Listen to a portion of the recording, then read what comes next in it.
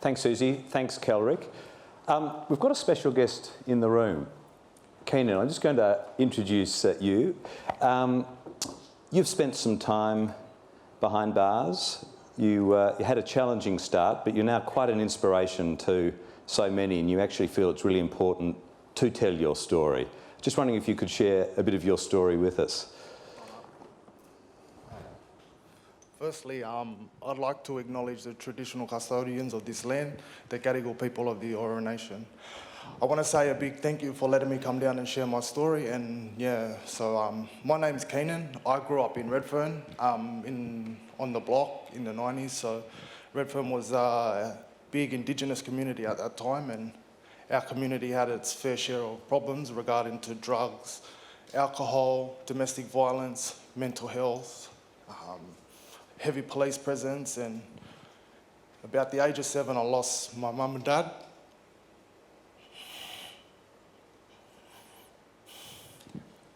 Which, it's led me into a place where it wasn't nice.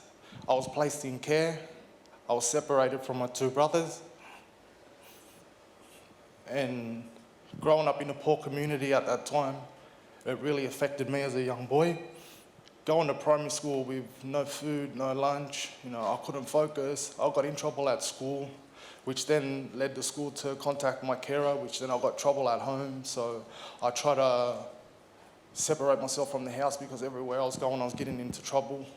And then about 13 or 14, I started hanging around some negative role models I looked up to. They had things that a young poor boy wanted, and then that eventually led to me into a life of crime. And then about 15, 16, I started experimenting with drugs and alcohol, which led me to coming in contact with police through my crime. And then that led to a long, lengthy battle with the judicial system, in and out of custody from juvenile. I turned 18, I went to jail.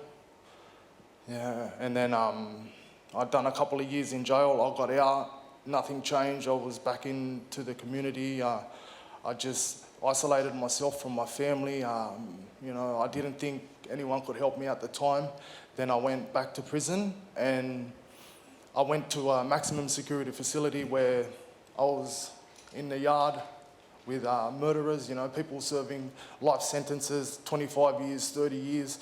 And I'm just a small-time criminal from Redfern, just trying to look after myself. And yeah, I started thinking, is this it for me? And I thought, no, I can make something of myself. And then I got back to the community. I re-engaged with Weave Youth and Community Services, and they supported me. They give me confidence. They put the right people around me. They got me highly motivated. They give me a job now. So I'm a youth activities worker. I work with young Indigenous kids in La Perouse, in the eastern suburbs. So my biggest aim is just to share my story and hopefully get people to learn and to be an inspiration to the young Indigenous people out there that, once you want to make the right choices and go to the right places, anyone can do it. The sky's the limit. Yeah, so the work I do now is early intervention, so I'll work with a lot of kids that are referred to us through docs, getting in trouble at school. Yeah, so I'm really proud of my work. I really feel I connect a lot with these kids. I see a lot of myself in these kids, and I just hope to make a change at a young age. Thanks, Keenan.